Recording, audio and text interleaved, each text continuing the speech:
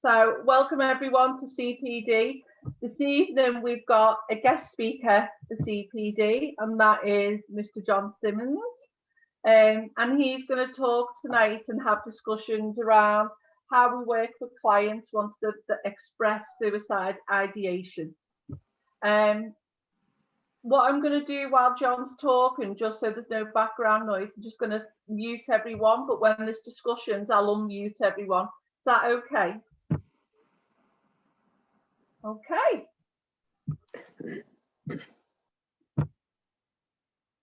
John, if you just want to unmute yourself, you can start whenever you're ready. No, I'll leave myself on mute as well, Joe. Thank you. Right? So, hello everyone, and thanks for inviting me to come and talk and speak with you all, and thanks for putting the time in this evening to come along and see what's going to happen. I want some of this to be an interactive session and get some feedback from you all and get some insight into how it is you're working with clients who are expressing suicidal thought. From speaking to Joe, I know there's going to be a range of experience out there. So I think what I'd like is if we can set up an environment whereby we are open and understanding with each other's thoughts around the subject of suicide and suicidal ideation. Where possible, if we can share our insights and our learnings, that would be great.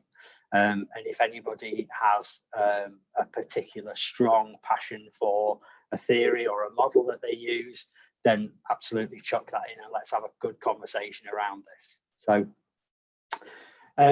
I'll give you a bit of background on me and why I ended up, on this 18th of February talking to you about this sort of thing. So a number of years ago, I started off in a very different chapter of my life. So in around 2005, I was just going around about my business. I was probably deemed, depending on your definition of success, I was deemed as a successful retail manager for a well-known high street pharmacy chain. And life was going reasonably okay. 2.4 children, married with half a dog and a Volvo up the drive and all the usual trappings that success can bring. And walked into work one morning, and as I walked into the store, one of the guys came over and said, "There's a call for you in the office." So I went up to my office, again, not unusual, took a call, and it was a friend of mine who was just checking up on me. Basically, he wanted to know how I was doing, which was a bit strange. So I said, yeah, good. How are you?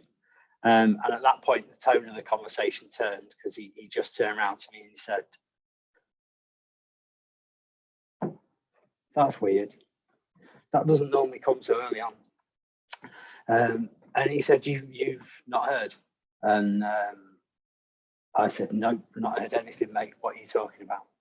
And he informed me that a good friend of mine had been killed in a car crash that weekend, which, as you can tell, that's just because it's you lot. I'm not normally like this. You're already oozing empathy through the screen. So absolutely floored me, knocked me for six. First significant death. That sounds a horrible thing to say, but first young person that I was associated with that died. So grandparents, I guess we kind of get used to the concept that they will pass before us. This for me was totally alien, totally new, never experienced anything like it before in my life. So that was the start of what was going to be about 5 years of quite some journey for me. That was in 2005, 2006. My wife, then of 30 years, decided that she didn't want to be with me anymore. And more or less 12 months to the day later, I walked out of the family home because, like I said, my wife at the time said, "This isn't what I want out of my life. This is enough." So that point, starting to feel a bit disconnected, starting to feel like things weren't as wonderful in the world as they had been, and started to then evaluate what was the point in all of this. Why was I putting myself through all this graft, through this hard work, if things could be taken away so quickly? Then I formed another friendship with a guy called Lee, and was mates with Lee for around 9 months. He had split up from his wife as well, and we were getting out and about, and just trying to get on with life, really, get ourselves back on track, get together, you know, go about and have some fun. And basically just try and see some positives in life. Lee was a lot more optimistic than I was, and spent a lot of his time lifting my energy up, and being there for me, and sharing conversation, and never been a drinker, so we didn't go to the bars or anything like that, but yeah, sharing time together and generally helping lift each other's moods and spirits. So then in 2007, walks into my store again, as I have a tendency to do, because that's where I work, and was asked to take a phone call over on the fragrance counter. Not that that's important. I don't know why I share that bit, but I always share that bit. It's over on the fragrance counter. And you can't write this. It was a different colleague of mine, but he asked me, had I heard about Lee and what had happened, and Lee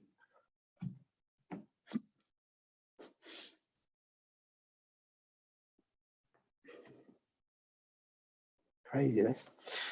Lee had been killed on his motorbike. He'd been riding down near Delamere Forest on the Sunday afternoon, and had been cleared up by a car. And yeah, so as you can imagine, things are starting to take a turn for the worse, and struggling greatly with understanding what life was all about, basically, and why things like this happen to good people. Reflecting back now, this for me was when my thoughts started to shift and change into more of a suicidal direction, in that at that point, not so much thinking about ending my own life, more along the lines of it probably would have been better if it had been me rather than Mark, or if it had been me rather than Lee. They had so much more to offer, they had so much more to live for. So but that was the first time, I guess, that I felt that kind of twinge around me not being here, me not being alive anymore. So moved on with my life. Again, as you do, you kind of, the sun comes up again the next day. So then formed a relationship with somebody else. We moved in together. She had 2 young boys, one of 3 and one of 5. And they did see their father, because he lived down the road, so they were in regular contact with him. And we formed a little family unit. We were together for about 2 years when the boy's father announced that he was going to the doctors because he got a lot of pain, was experiencing a lot of pain in his legs. So went to the doctors and was diagnosed with non-Hodgkin's lymphoma. After 12 months, he passed. So now I'm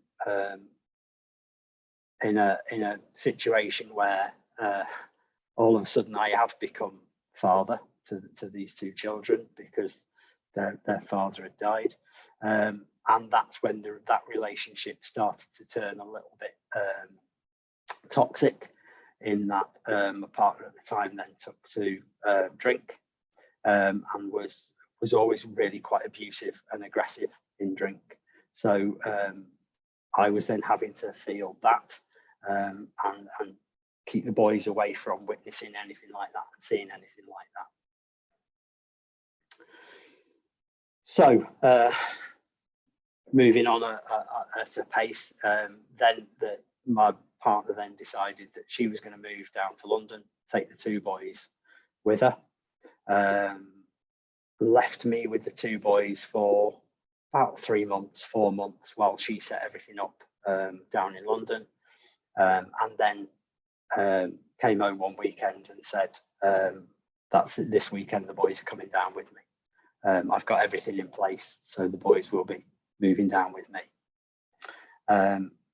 That left me on my own at that point for probably only the second time in about 42, 43 years. So I moved into a flat on my own. And then, like I say, at that point in time, I was probably only the second time ever in 40 odd years that I'd lived on my own. So those who've done any work around suicidal ideation and thought will now already be no doubt thinking, this is not the ideal mix. This is not the ideal situation for somebody to be in. So at that point, things really took, being on my own, being in isolation, things really took a turn for the worse. And that's when I did actually start contemplating, if I were to end my own life, how would I go about it? What steps would I take? And actually started to construct a meaningful plan. Unfortunately, due to the nature of my job, when we, again, if you've done any work around what a meaningful plan means, you'll be well aware that one of the parts of the plan that we always seek information on is access. Do you actually have access to lethal means? Obviously, given my job, I had ready access to lethal means, very, very easily access. In fact, because I got the keys to the cupboard. So I've pretty much access to any kind of drug that you care to name. And in 2010, that thought process took over and I actually took action on that. So obviously it didn't work. And at that point in time, I was completely and utterly lost. I'd got no idea why I was continuing, there was no meaning to anything. And there was no, the pain at that point for me had just become unbearable. So that was something that was the only, as I saw it, that was the only course of action available to me. What happened then was what set me out on this journey that I'm currently on. So what happened then? I went to my GP, as you do. GP referred me to the crisis team, as they do, and I engaged with a guy there called Graham, who was absolutely incredible. Had a really good way of talking to people and an understanding and an insight, the like of which I had never heard or seen before. He was, what's the word, I guess, fearless in the face of what I was talking about, and was prepared to have a discussion with me around it, which was interesting because stage one of my support was to try CBT.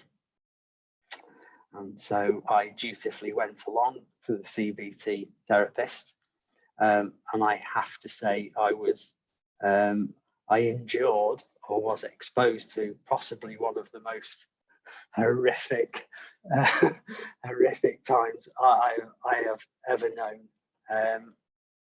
And given my situation, given my lack of connection, my feeling of isolation and not having any sense of worth or connection with society at all. I was asked on each meeting, so I went to 2 meetings, and I was asked twice on one meeting and once in the follow-up meeting, I am sorry, did you say you were married with children? Which was not the best thing to be not remembering in my particular case, because that was obviously the nub of the problem. So to keep bringing that back up was actually not only not supportive, I honestly feel was detrimental to the relationship. And as such, I did not engage. Again, I only went twice and that was it.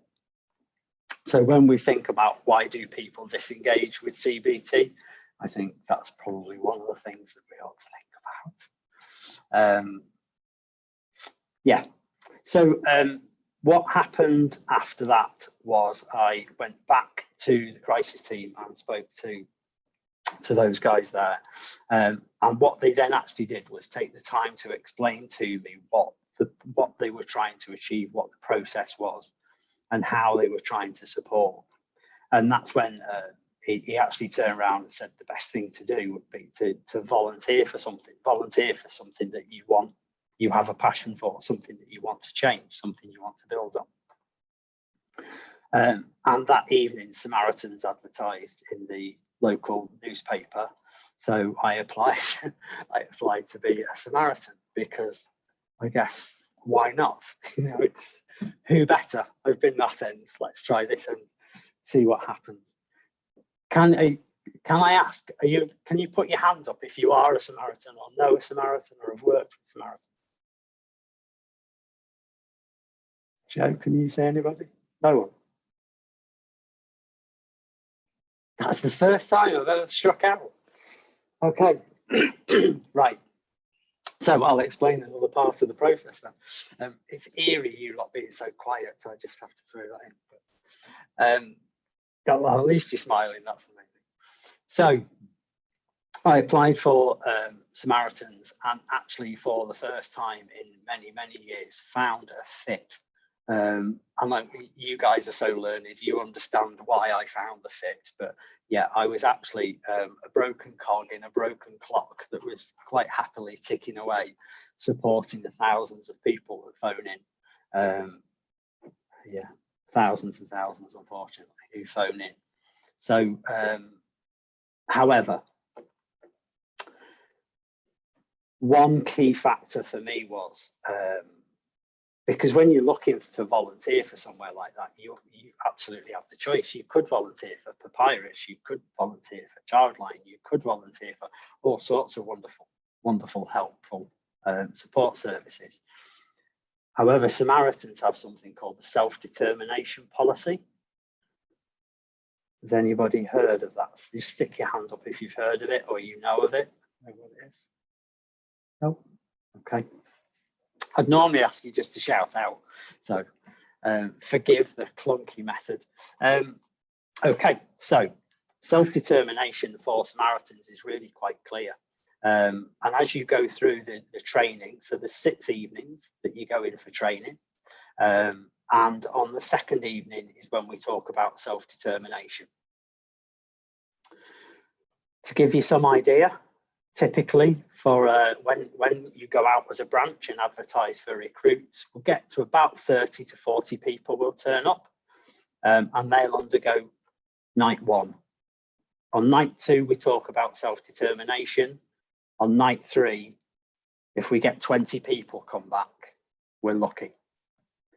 And the reason that the people won't come back is self-determination is quite clear. We do not believe that we have the right to sit in judgment on you and your wish to take your own life. Okay? That is to say, if you believe that that is the only option available to you and you want somebody to talk to, then Samaritans are there. Okay? Just let that sit with you for a while. They are the only response agency that do not respond. So you can even give a Samaritan your name, your address, and your phone number until you ask for support to be sent. They will not send support. Okay, everybody else will act. So that is, for me, was the reason why I wanted to go and be a Samaritan. Because without the self-determination policy, basically what we're saying is, we don't want you to talk about this. If you do, we're going to do something about it, whether you like it or not. Okay, so let's just park that for a minute. So spent about 3 years with Samaritans, I think it was. Worked on the training team with them, worked on recruitment, and then rather outlandishly, one year we decided to put an off-site together for Creamfields. You might know it's a little bit of a disco thing that goes off near Daresbury. Yeah, you might have heard of it. Yeah. Absolute chaos. Chaos isn't the word. It was a nightmare in mud as well. So, and you you are literally talking to people who don't know their own name. Never mind anything else, how they're feeling or anything. That's not. Everybody's so happy, it's ridiculous. But we put a tent on. We put a Samaritan's tent on, and we were there for 3 days of the festival. Occasionally had some meaningful interactions with people. The majority of the time we were just waving at people who had no idea what a Samaritan was there for anyway. So, but we did it, and it was a huge success. He said it was. So that then led me to the thinking that actually I wanted more out of life than listening and just sitting and listening to people. And so I undertook a 5-year plan, and Joe will laugh at this, undertook a 5-year plan, which at some point Joe advised against, I'm sure, to qualify as a counsellor, as a therapist, and worked my way through, started with level 2, then level 3, and then did the foundation degree, and then culminated in the top up. Yeah, and did a couple of other qualifications alongside as well, if I remember rightly. So in my final year, I then put in the final piece of work together, final assignment together, did a piece actually in my workplace. And what I became horrified by was I went on a training day for managers within the business. And one of the girls that was, we were exploring the difference between coaching and counselling. And it gets to that really funny point in every session where the guy up front, who has no knowledge of any of us in the room, turns around and says, yeah, but what we have to remember is we're coaches, not counsellors. And everybody in the room goes, but he is. Actually, he is a counsellor. That is what he does.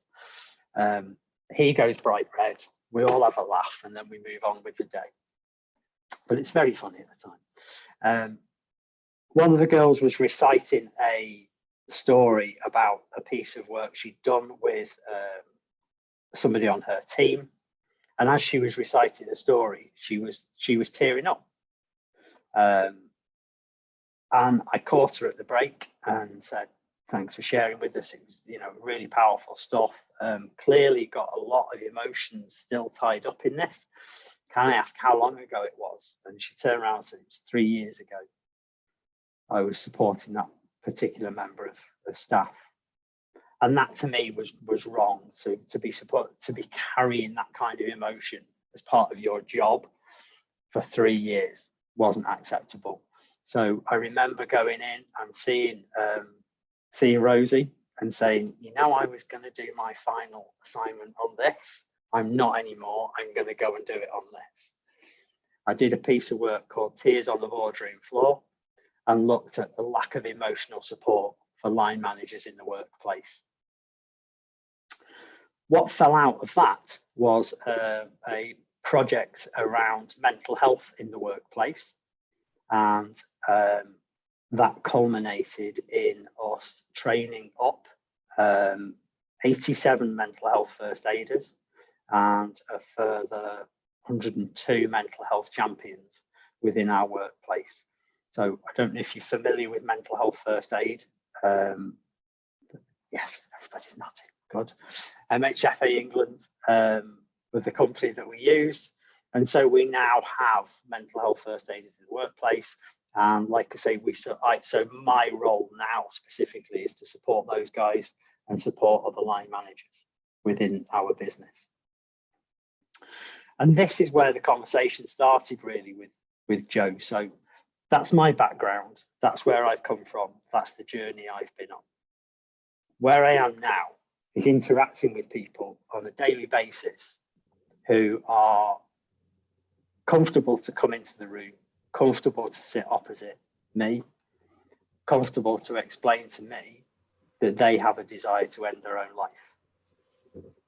So I guess my question to you is, and this will be the first question of many, I hope, how comfortable are you when somebody sits opposite you and says to you, do you know what, I'm going to change the question.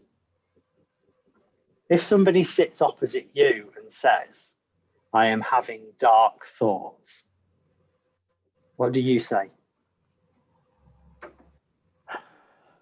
Share them with me usually. Mm-hmm. Yeah. Okay. Any adds on that? Any builds on that? Share them with me. Yeah. Sorry, I missed what Kath said.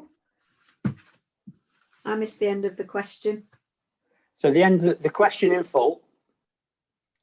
If you are sat in your room, therapy room, somebody comes in and says to you, I am having dark thoughts. What do you ask? What do you say? What's your question? Check with them what the dark thoughts mean and see if that means they're thinking of suicide. Yeah. Okay. Was that Victoria? Yeah. Okay. So do you regularly work with suicidal ideation, Victoria? Not particularly at the moment with clients, but I have done when I've worked with young people before. And we were always told that we should check and clarify what they meant and just ask the question and be open about it rather than not saying it. Because it's like a common myth, isn't it, that people think when they talk about suicide with someone, it's going to give them the idea, but it's not. It's better to just be open and check for risk. Okay, so what I would ask you all then is just to sit back and reflect for a couple of minutes how you feel about what Victoria's just said. That's a really big ask.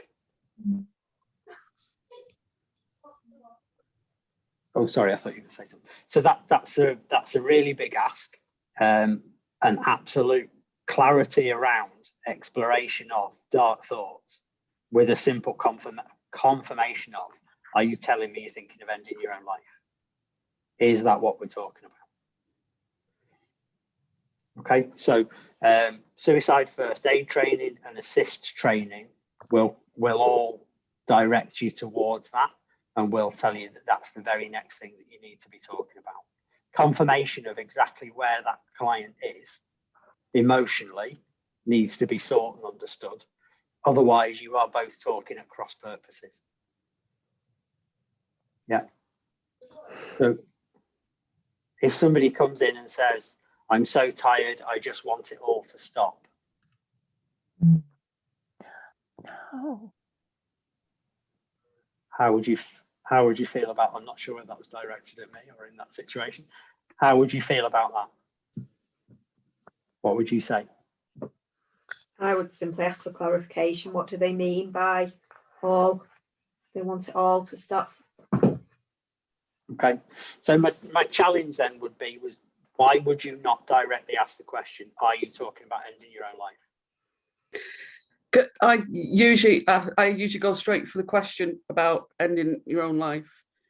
I'm not currently seeing clients and trying to build up, but I have experience over 20 years working in psychological therapies. I currently work in social care, and on a daily basis in social care, when I'm going out doing assessments, you can pick up on the way people are speaking that they're talking about you know, life not having a point, feeling worthless. And I will ask them directly, have you had any suicidal thoughts? And bring the subject, because you can say by the way they talk, especially if they're saying they can't see what's going to happen next week, they might not have the support. I work with a lot of older adults with physical health problems. So you can see what they're experiencing might lead them to be thinking that. And so obviously I quite often will instigate the conversation and find that sometimes is quite relief for them, because and then I can direct them, which is quite frustrating to me as a counsellor and a psychological therapist for many years, not being able to work with them in that way, because having identified, I then have to try and get them the support because the role I'm in. But I think it's really important that you're able to, for a start, it shows empathy, and it shows some sort of insight that you've and reflects the fact that you've been listening to what they're saying. Because quite often with suicide, you can't wait for the person. I don't feel you can wait for the person to say, I am suicidal. That you can pick up on where they're coming from, and perhaps sometimes say, have you ever? And not being frightened of asking them about that. Because if they're not, I mean, I've done that, and they say, oh no, sometimes I feel life's not worth living, but no, I'd never do anything.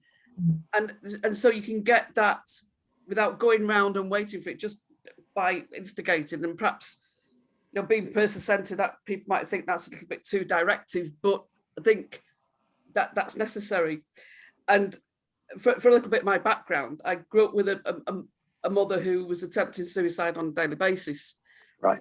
And from being 8, it was when the gas still used to be a bit old, so when the gas still used to gas people.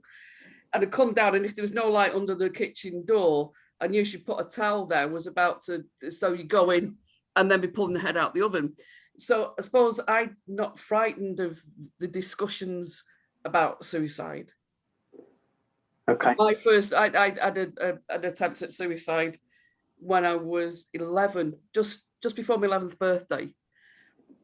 So it's not something that frightens me or worries me about having those conversations. I feel comfortable in that, but I know it's very difficult. And if you try talking to, when I try bringing the subject up with colleagues, especially being in a social care role, it's very much, oh, we can't discuss those things. But in order to get people the help they need, because quite often, if people are having those sorts of thoughts, they're not necessarily going to then be compliant with care that's going in, say, for the physical health problems. And if you're working holistically and you're working as part of a multidisciplinary team, sometimes you have to try and get them the support, because if they do get that bit of physical health support, it might actually help the mood, but you have to work round. So that's, sorry, rambled off a bit. No. That's my experience of. Absolutely. Thank you very much, Denise. And it's absolutely invaluable. And what I love hearing is that honesty around the expression of your fear of suicide has been overridden because of your experience. And I guess what I'm really keen to do, and the reason why I've come through and spoken to you guys, and the reason I do, I talk for the MHFA instructors as well before they start instructing on the MHFA course, around there needs to be real clarity around asking that question, having the strength of conviction when you're asking that question. Is there anybody, just either stick your hand up or shout up, is there anybody that absolutely would not feel comfortable in asking that question?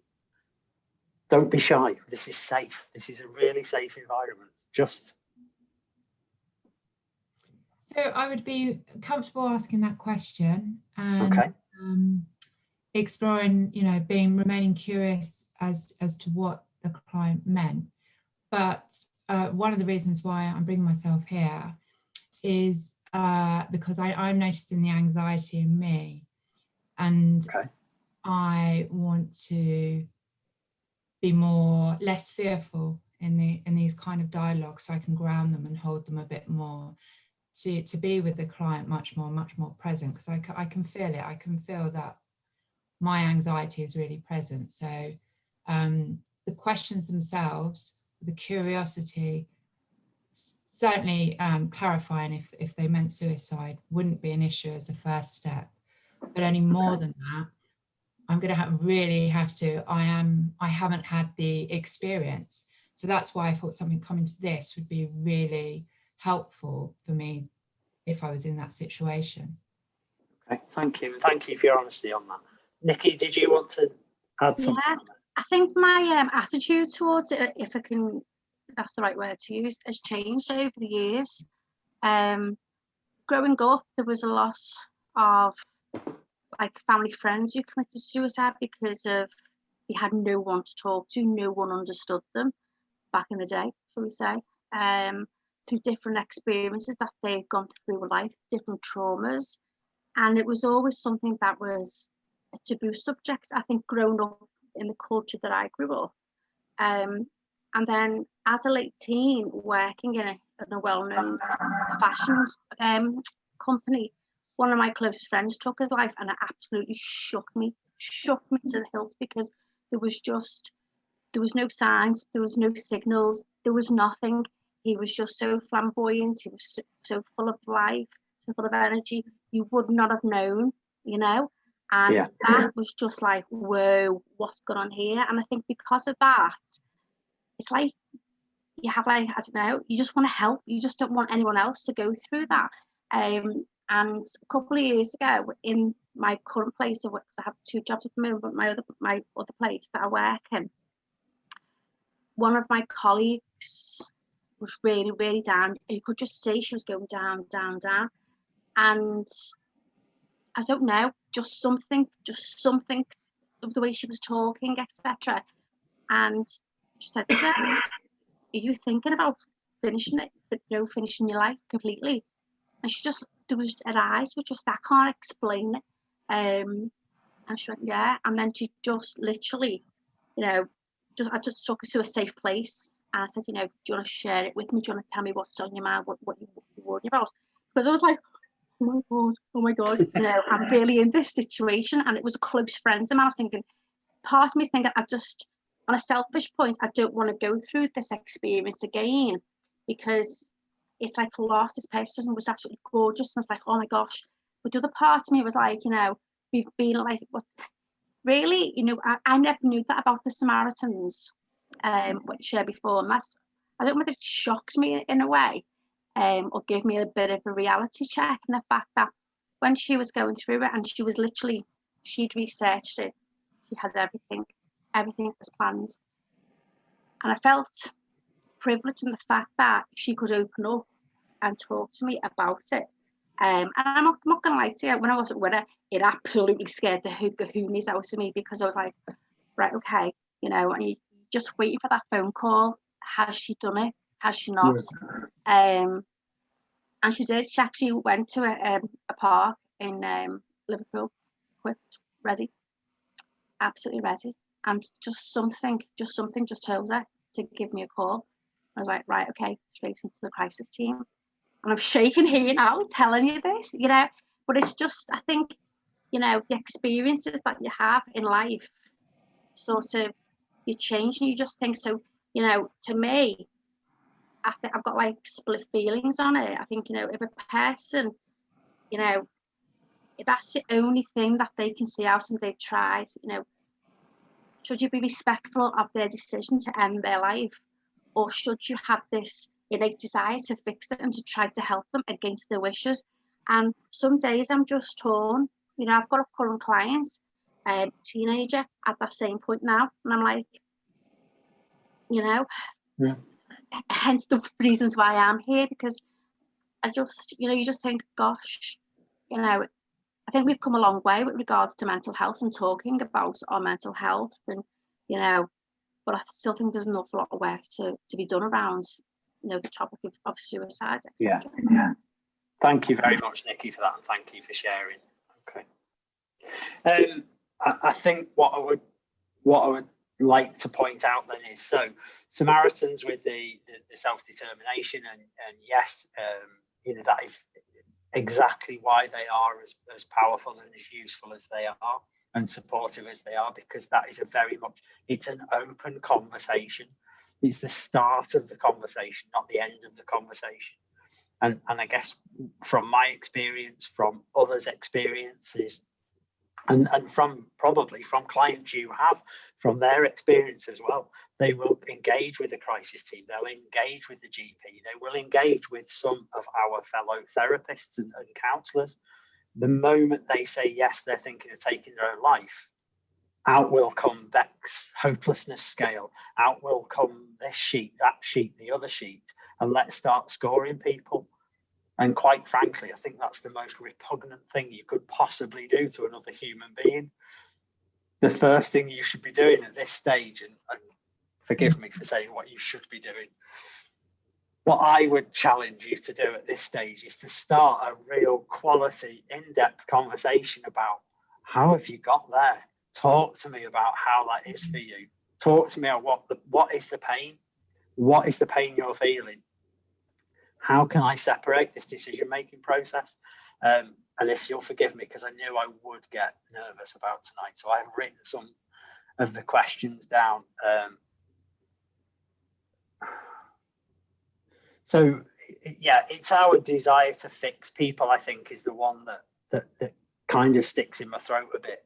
And so the next challenge would be along the lines of, when you have a client who sat in front of you who expresses suicidal thoughts, or even the intention that they are going to take their own life, whose responsibility is it then? Where does the responsibility sit after that's been expressed in your therapy room? For me, the responsibility is still with them. Because they've expressed that. The thing is, when you, in talking to a client, when you set off with the contract at the start of things, you discuss at what point that confidentiality is breached, and they agree to that. So to me, if somebody comes talking about something that they know is going to breach confidentiality, they are still taking responsibility of that situation. And I will discuss that with them and go over what they said before, but I will continue that conversation for them. The thing is, it's not, I don't say it's my responsibility to save them, it's to support them and to help them come to those conclusions themselves. It's difficult. I find it quite difficult, because my concern, and I think this is drawing from my own experiences as somebody who's lived with someone with mental health problems who was often tried to commit suicide as a child, I must admit, I think about the concern of the family and the children. About this is where my issues around consent and sharing of information come with somebody who's expressing the wish to kill themselves. Because if a person's going home and attempts in around family, around children, I feel it, but I don't act on it, but I feel there's a responsibility to let them know. And I know they say they shouldn't do that, but then I think about, well, that's because of my experiences, I don't do it, but that's the sort of thing that goes around my mind, because I know from personal experience what horrendous situation that is to live in. Yeah, it's an absolute nightmare, which then has a consequence and a knock-on effect of the impact on the mental health of the other family members. And then before you know, you've got a vicious circle and a whole load of people who keep going round and end up going down the same road if they're not careful. So this is where I have my issues around the suicide and the expression. I don't take the responsibility for that person. I work with them, but what I feel and what holds with me a little is knowing that somebody's going home to a family, having had those thoughts, possibly still having those thoughts, and the family going home not knowing what's going to happen. That's where I find the difficulty. Yeah, absolutely. And again, thank you very much, Denise, for sharing that. And listen, you know, I am not sat here saying that if somebody wants to take themselves off home and kill themselves, well, that's up to them then, isn't it? There's nothing we can do about it. I'm actually saying the fundamental opposite to that. There's plenty we can do about it. What I am saying is, if you're the first person, or you are a person that has been trusted in that conversation, and that person is prepared to open up in front of you and start that conversation, how can you say that you hold unconditional positive regard for somebody if you then whip out a checklist or a risk assessment? Wouldn't do that. I wouldn't do that, no.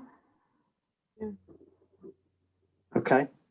Yeah. I think for me, if I can just say, I hear what you're saying, and I've actually been in that situation, and I didn't whip out a checklist, or what I did was when I was working for an organisation, not in private practice, and there is certain safeguarding procedures usually when you're within a service.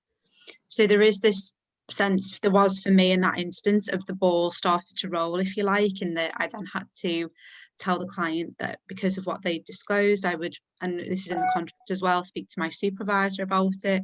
The supervisor was on duty, and then it was a conversation with the GP, and then it was a conversation with the hospital in the end.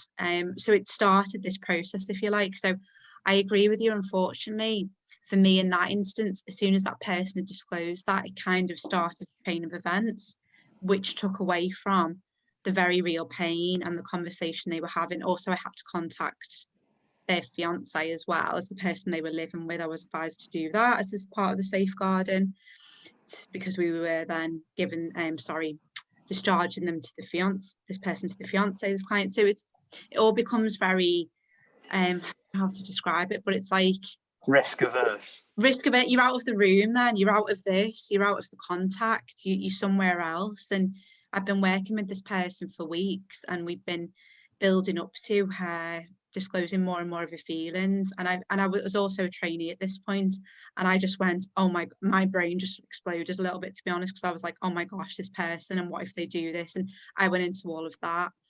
Would I act differently now in private practice? I haven't come across that yet, and that was part of the reason for me doing this wanting to do this training, because I am aware of maybe how I'll be, and kind of what might sort of fire off for me, if you like, if someone discloses that, and the fears that I have around that.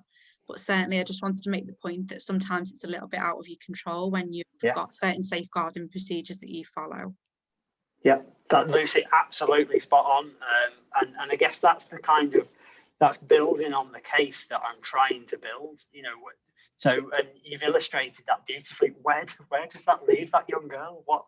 What is she supposed to? Because the next step is we'll send her to the crisis team. The crisis team will send her eventually, after some initial support. We'll then send her back to her GP for medication. The GP's now put her on medication.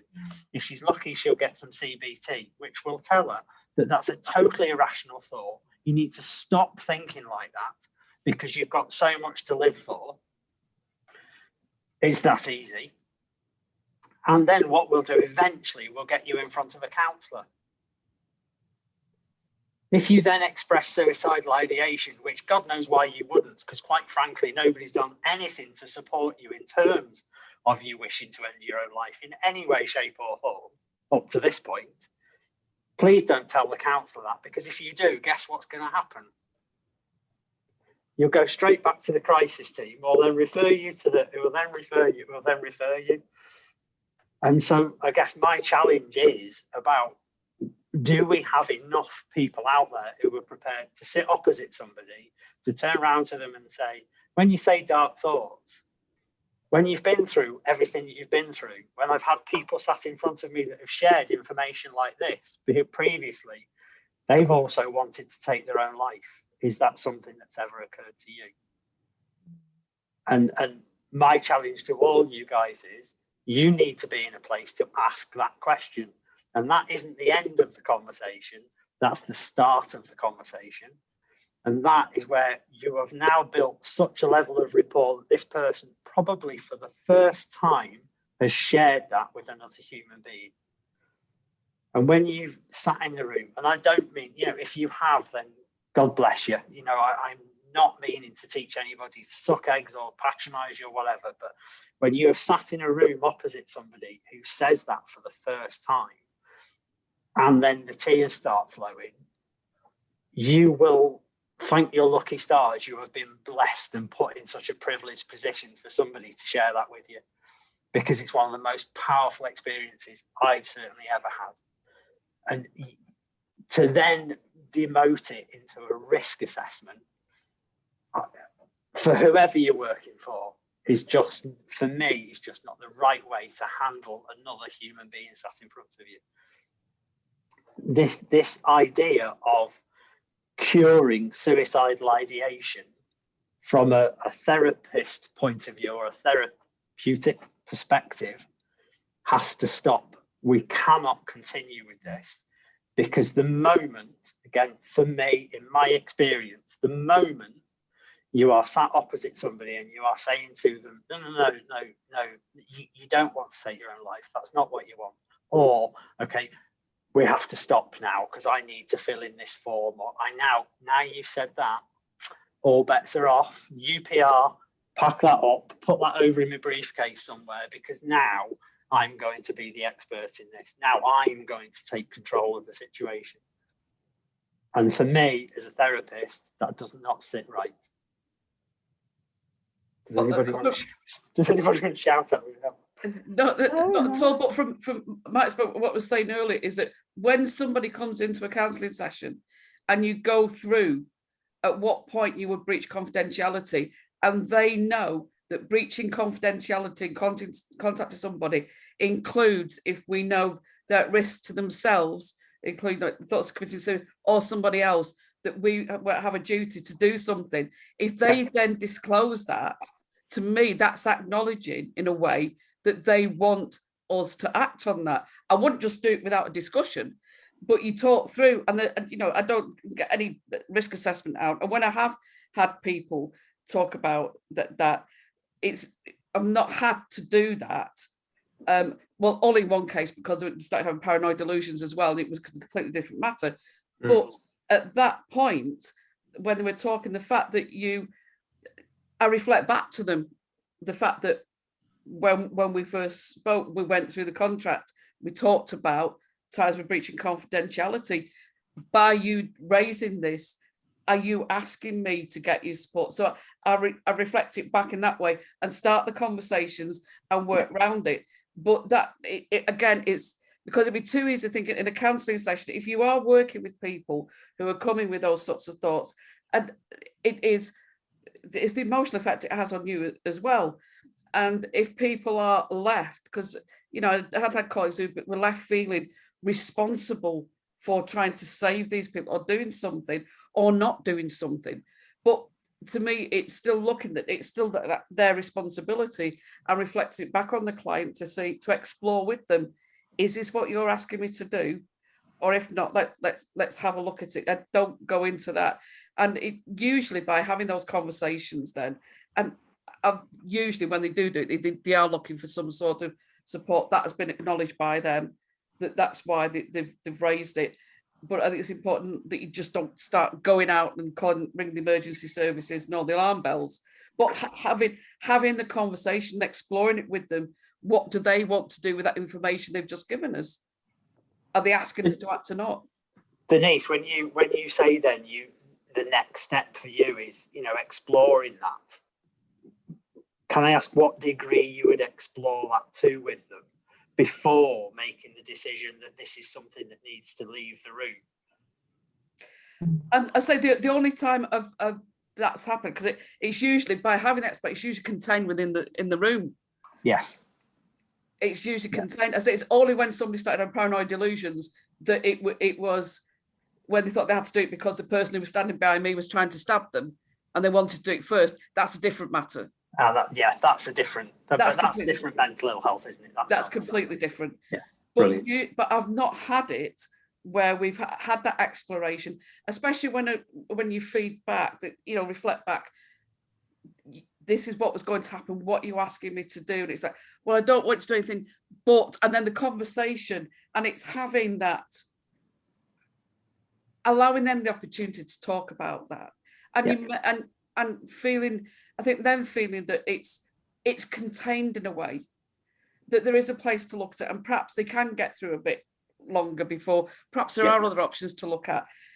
But it's having the discussions before you slap the medical model on it, because my experience with having escorted clients in my other role to mental health, to A&E, to the crisis team, I'm really glad that you had a positive experience. And my experience in Bolton is it's absolutely dreadful.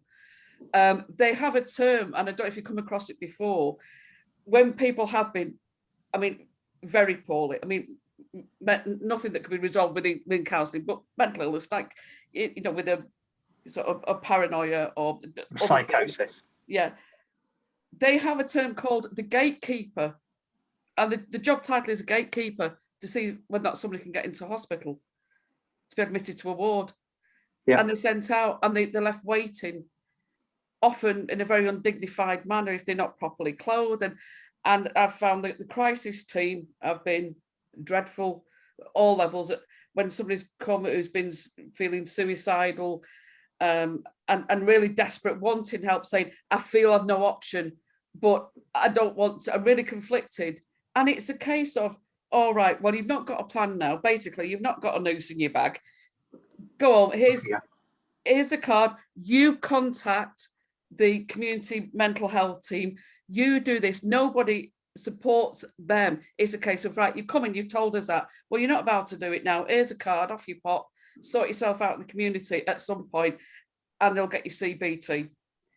I've had more than one argument in A&E trying to get more supportive role for people. Care.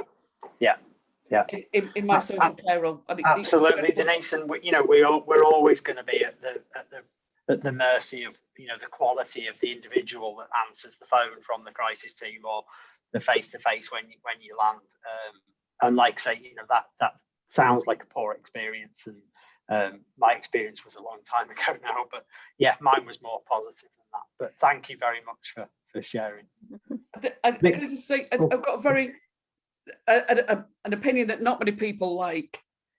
I am a firm believer that there is a need for asylums, and I don't mean the old red brick asylum, but I mean a safe place for a short period of time, because sometimes, and especially if people are in a very chaotic environment at home, that there is a safe space that they need for a short period for them just to have the peace and quiet and support to be able to think and work through things. Yeah. And I think that is vital, and that's something that we don't have now that is really important. And if anybody is interested in, there's a book by a guy called Johan Hari called Lost Connections. If you've not read it, I suggest you do. It really goes to the root of depression, suicidal ideation, clues in the title really about lack of connection. But he talks around quite clearly around, actually, until we develop a more practical, pragmatic model as to how we address the root cause of what's going on for individuals, we are still going to see numbers, unfortunately, like we do. But yeah, he actually speaks to that as well. So well worth a read if you get the time, or you can pick up a cheap copy somewhere. Not that it's not worth full price, it is. Sorry. Victoria, did you have your hand up? Did you want to ask a question? Sorry. Oh, no, it was Francesca. Sorry. Oh, sorry. First of all, thank you for your time today, John. I've really enjoyed the session so far. I think I'd probably go like either two ways. I've just got a client who very much expresses how she feels and what she's going through right now. And I think the first thing that I would say is, you know, how would you like me to support you? And if you either go down one way of like, I'd like to go to the GP, then that's something that we can definitely discuss together. But I think the big thing that I want people to know is actually like, I need you to know that I'm not going to do anything. Like, I'm not going to break that confidentiality if you don't want me to. And I'm very congruent in how I feel, you know, like it is very hard for me to hear this right now, and I can see how much you're struggling. And, you know, we go not through the risk assessment, but I've got like the risk assessment in my head about kind of the plan. What is your choice? You know, what's keeping you here? Have you got the method to do it? You know, really get involved in what's going on for them and how, you know, they see themselves kind of doing this, or the thoughts, everything like that. So yeah, that's my thoughts.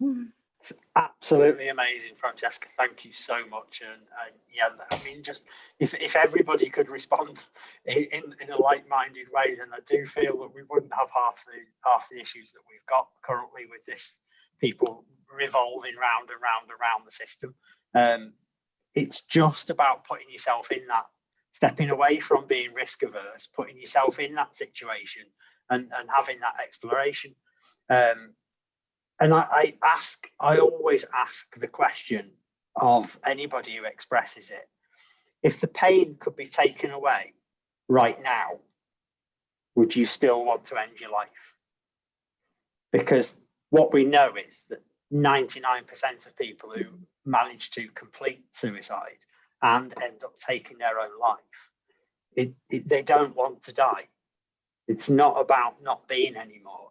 It's about stopping the pain.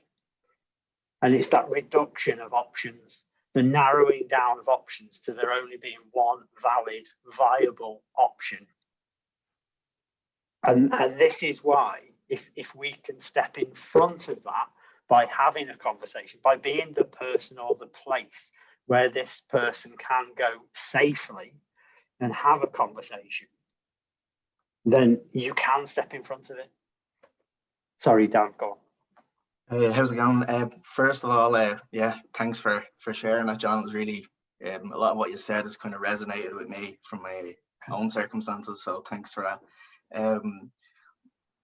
I would be sort of where Francesca is coming from in terms of how I would approach with clients in my own private practice, but I work for an EAP as well, which is very, very conflicted to, and a lot of people here already know my experiences from being there, but in that it's a completely different ball game, and it's literally a checklist that you have to go through. Obviously, you know, I can get average of probably 5 or 6 risk calls a day, say out of about between 35 and 40 calls. It could be anything from 6+.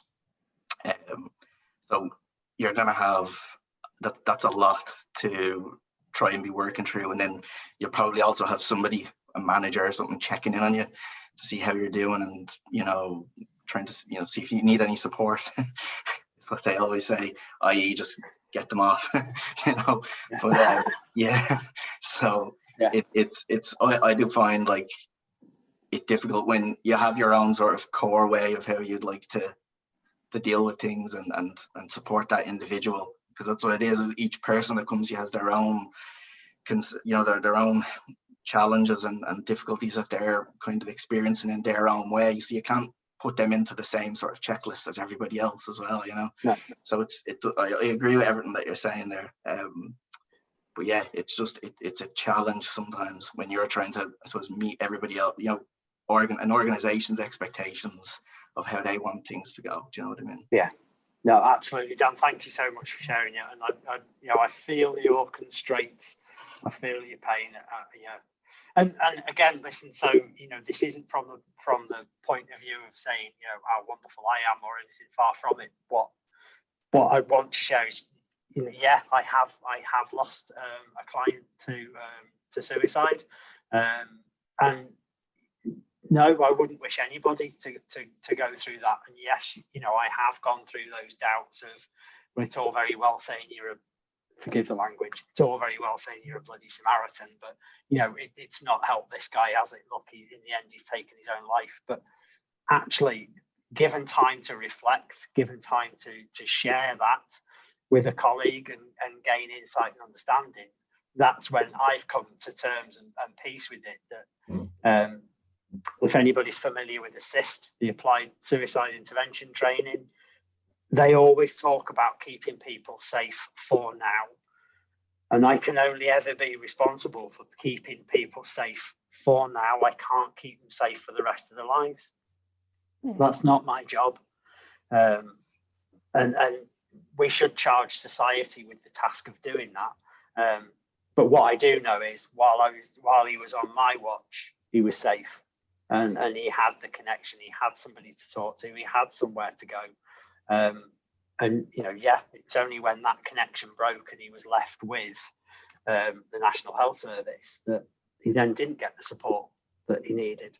But yeah, so I'm not sitting here from some sort of smug, self-satisfied point of view of never been there. Yeah, you know, I get that pain, I get that, and I get that little bit of doubt and self-reflection, and it makes you take a step back and think about, what are you doing and what is that right? But what I can tell you is, you know, the other 15, 18 people that I've worked with, currently still working with that have expressed that, are still on site, still working with us, still turning up, and working through what those feelings were and what those thoughts were.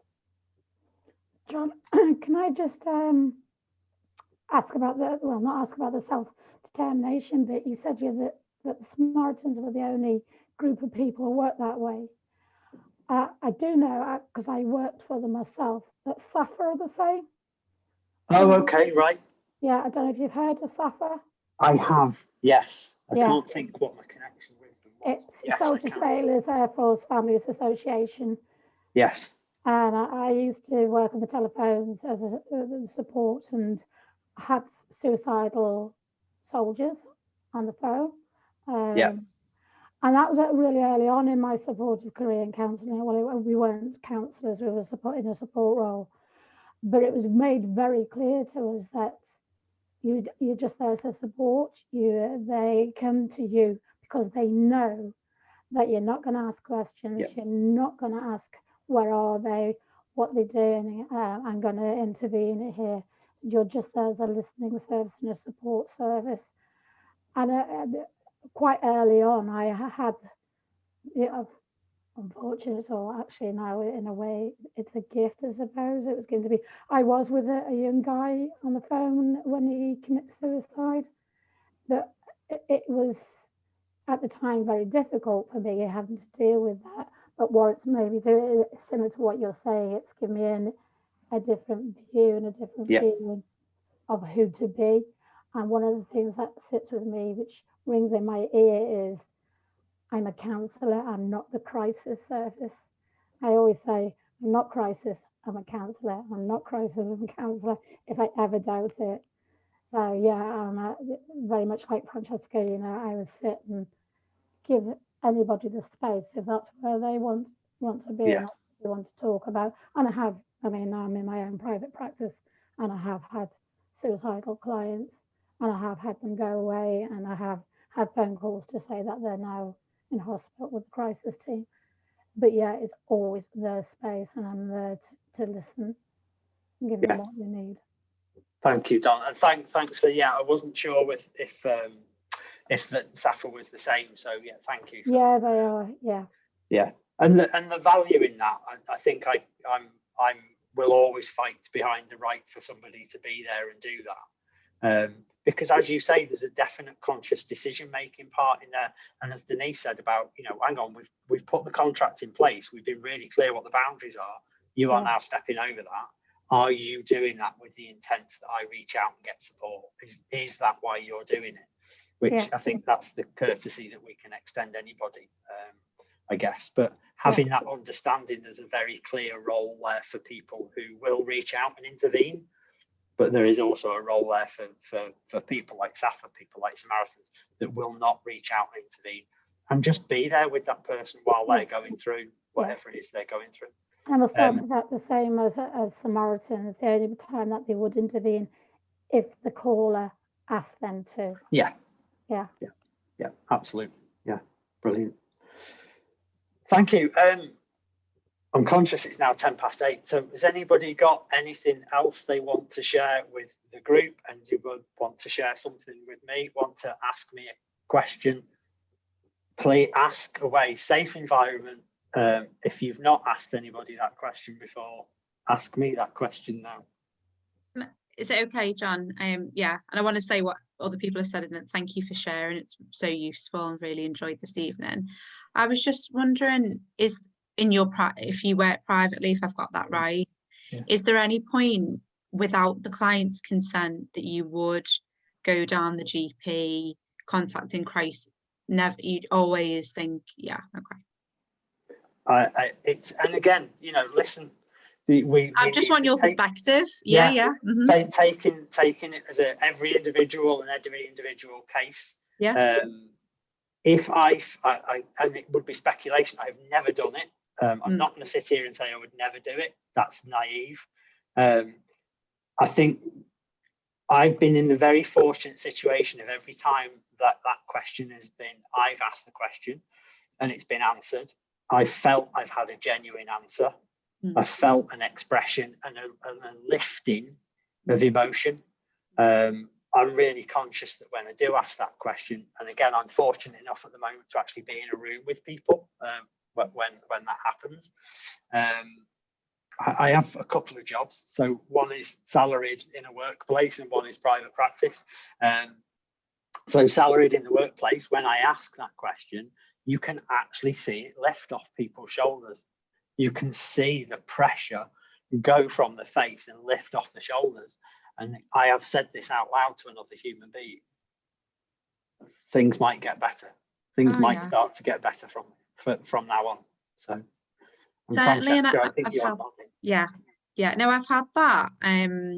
But I've just not, I don't know, I'm really conflicted. I think like Nikki was saying, I just kind of sit in this space where like instinctually, and actually I've had personal experience with family members as well, like other people have mentioned, that it maybe gives me another perspective on it. But I have this where I'm like, I feel that conflict within me of, I want you to be here, you know, from that. Obviously I don't sit with that when we discuss, kind of, I don't express that when we're discussing, and there's always space for that in the room, and I've had that, but I've not had anybody yet with a plan. And I guess I just wanted to check in with you around that, with you having more experience than myself. And Lucy, I mean, you've mentioned a key point there with the plan, and I have had people plenty of people who said, no, I don't actually have a plan, but yes, I have thought about it. But alternatively, yeah, you know, I've had one instance where in actual fact the way the story panned out was the only reason. And again, assist will teach you to look for hooks, look for connections, look for something to keep going, to keep the conversation going with. With this young lad, it was the fact that he had a cat, and he knew if he took his own life, there would be nobody to look after the cat. And actually, one of the warning signs was I got a text message off a colleague saying, "This guy's asked me if I look after his cat. That is bizarre." So straight away I was on the phone. "Mate, what's going on? How you doing? Good day, bad day? What's happening? Talk to me. You know, don't forget, I'm still here, still rooting for you. What can I do? Do you want to come and meet up in the office? What can we?" So the cat was the strangest sequence of events. You get a text saying somebody's looking for somebody to look after a cat. Next thing you know, you're in a full-blown crisis intervention with the guy. So, but yeah, just yes. Thank you, Lucy. Thank you. Anybody else? Any questions before I pop off? No, I think I was just going to add, I've worked with a few clients with suicidal thoughts, and I think for me, I do work with it as an option, like you say. You know, I think you were mentioning options before, so suicide is an option, but what other options can we look at? Because straight away it just gives the client that bit of hope that there might actually be other options. So that's what I found in the sessions. I think the fact of the matter for me is that, all right, they're having suicidal thoughts, but they're sat in that chair directly facing me. They've come to therapy. They're wanting something different. It is an option, but they're looking for other options. So that's, for me, that's my responsibility, I suppose, is to go, right, let's have a look at it. Let's explore that. What other options can we find? I've had that exact same thing actually with a client with a cat, interestingly, and that was her only reason for living at that point. And we use that quite a lot. You know, actually, can you go home and talk to the cat? You know, what would your cat say to you, kind of thing? You know, how much does it need you and stuff like that. That's amazing. I think for me it is that, the giving the hope. I've done the assist training actually. It was absolutely brilliant. Spot on. And it is finding that little thing, that little bit of hope that they can actually cling on to. For me, I think I do contract very specifically around suicide. I contract anyway, obviously, in the first session, but if they then raise suicide, I go straight back into verbal contracting around confidentiality and breaking confidentiality. And I very much talk about it in terms of everything. Everything is confidential in sessions. It will stay in the sessions. However, if I feel they are leaving the session to go and take their own life, and I feel they're at high risk that day, then I will do something about it. Just because, and I will say, because I'm not comfortable allowing you to walk out and do that. So I'm doing it for me, not for you. Yeah. And I'm very honest about that. And I think one of the other things I will do is, and from everything I've read, the jury's still out on this 50-50 split. Should you do it? Shouldn't you do it? I do it so I can sleep at night. But I will do a no harm contract, which is just a very short verbal agreement that you won't take action on these thoughts until you've contacted me or a health professional. And can we agree on that?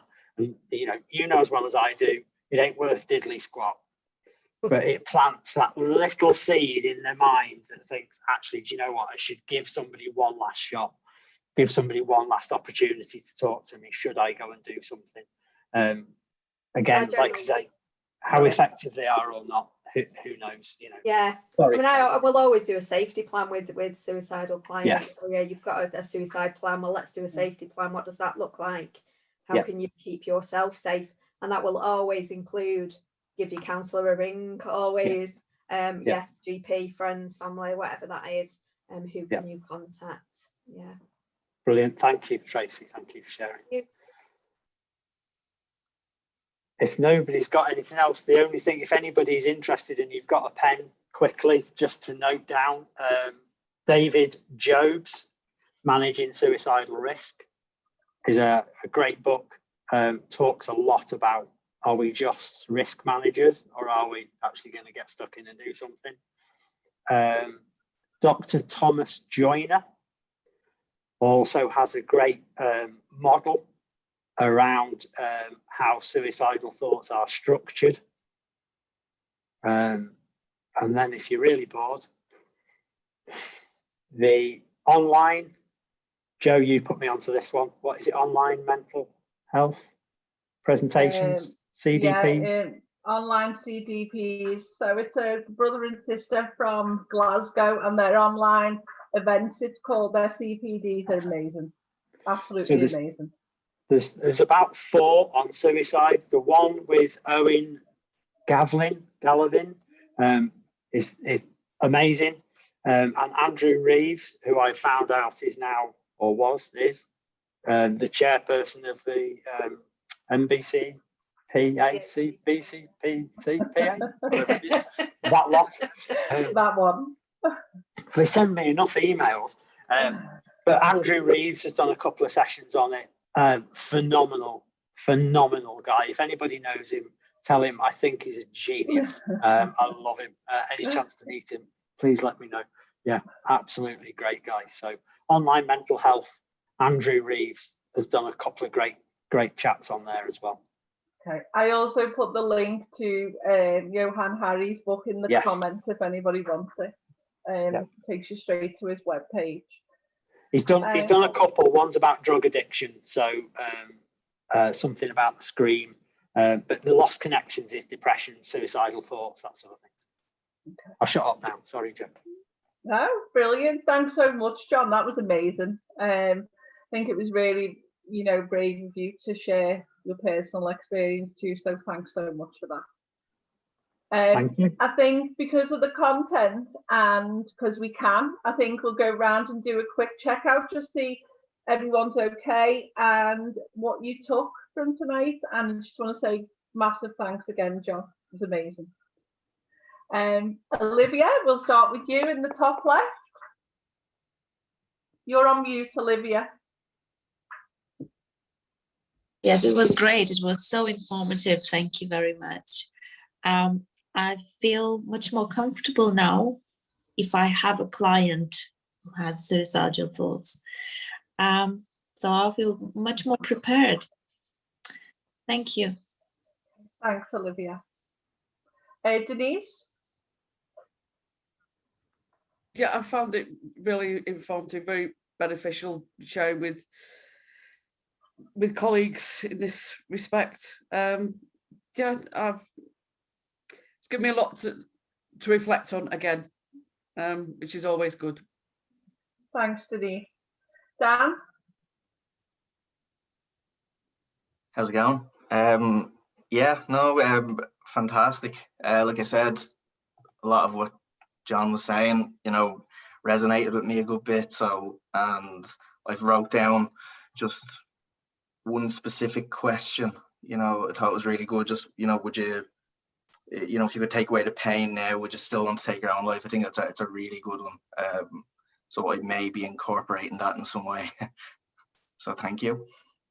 Thanks, Dan. Tracy? Yeah, I think it's always informative, these things, aren't they? And I want to thank John actually just for being very open about your own experiences. It's been really useful because I think I have for a while been along that kind of thought process of, you know, it is their choice at the end of the day, and if that's what they decide to do, that's up to them. It just feels very harsh, that, doesn't it? And it doesn't sit comfortably as a counsellor. So it was just nice to hear other people say it. Yeah. That I feel a bit more okay with that. That's good. That's been It useful. is. I agree. It's a really difficult feeling to sit with. But yeah, it's nice to hear that other people are on the same page, isn't it? Thanks, Tracy. Kat? Yeah, I've enjoyed this evening. Got quite a bit out of it.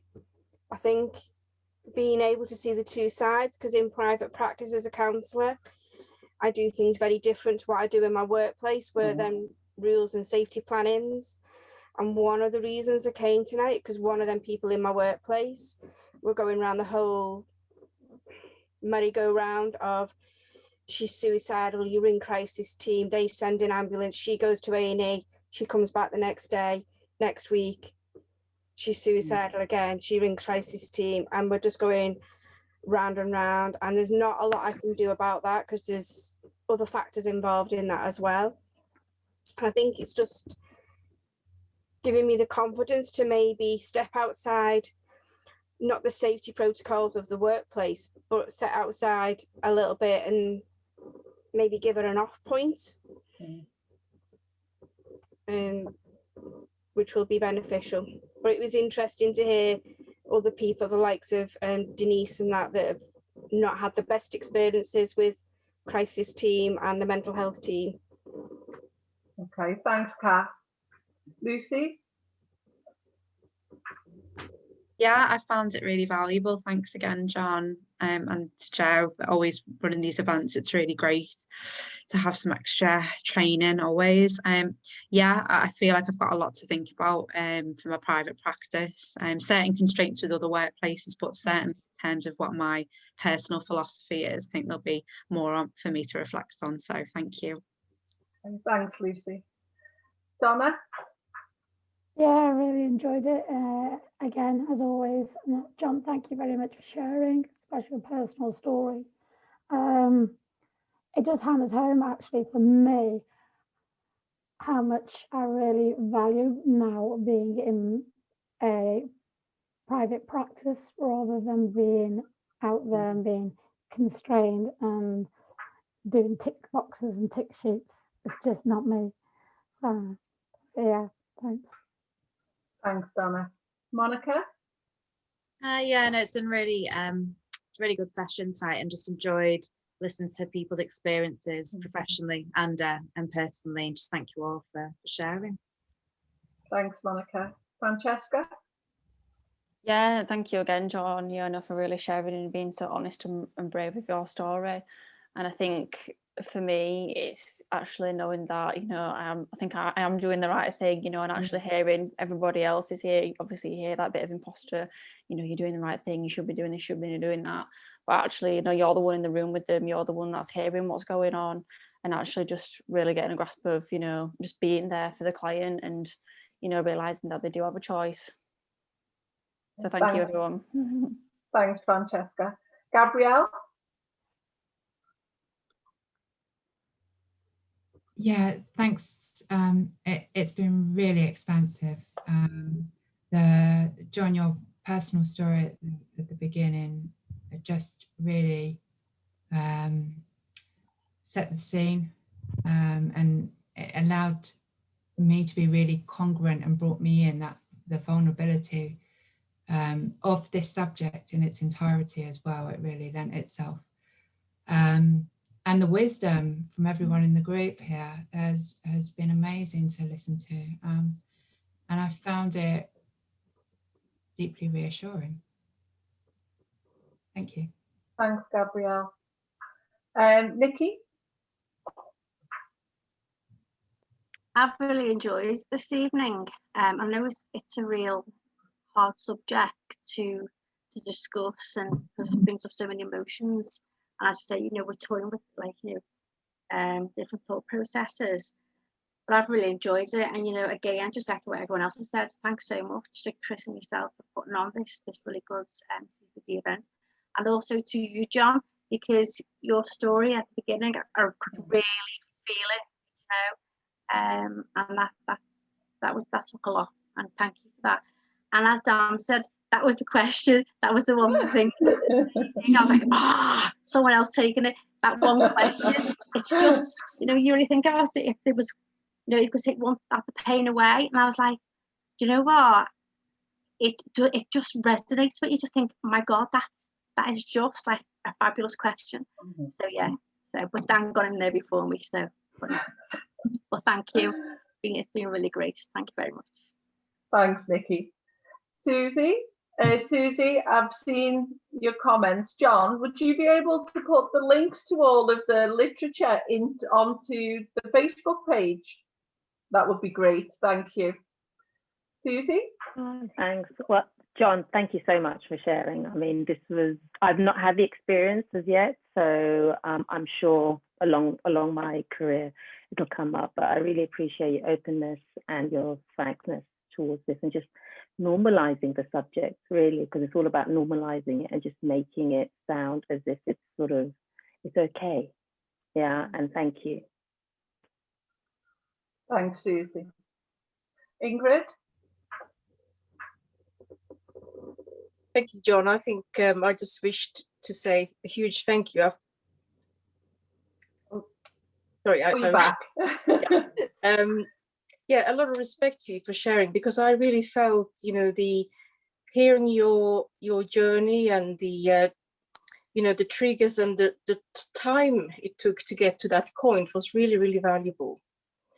And I have also listened to Andrew Reeves, and I think he's a brilliant person to talk about suicide. And I also wanted to recommend the internal family systems, because I think they have a lovely way of working with these kind of issues. So thanks again, very, very valuable. Really appreciate it. Thanks, Ingrid. Ash? Hi, Joe. Yes, I really enjoyed it. It reminded me of some of the experiences I've had with someone saying that they wanted to commit suicide, and when we investigated it, it was that they wanted the pain to stop. They couldn't see how they would cope if the pain was still there. I rang the GP and I got told to hide all the sharp objects, which was just beyond a joke, but it was really, really valuable, and I really appreciated sharing the story, John. It was very thought-provoking. Thanks very much. Thank you. Thanks, Ash. Victoria?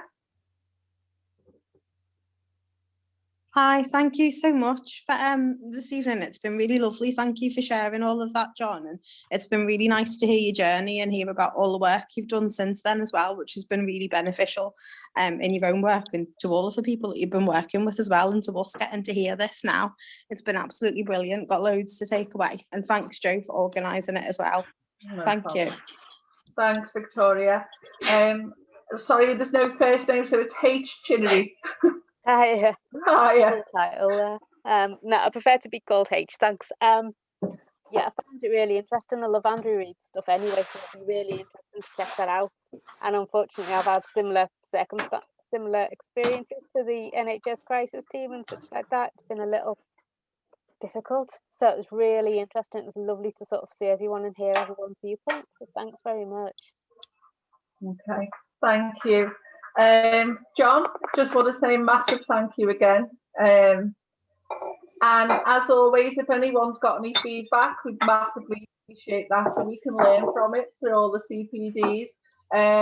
But thank you for everyone as well for taking part, because it's a really sensitive subject, what we've kind of talked about tonight. But I just want to thank everyone for coming. and I hope to see you next time. Very much. Have a great evening, everyone. Thanks, John. Thank you. Thanks. Thanks. Bye. Bye bye. Bye.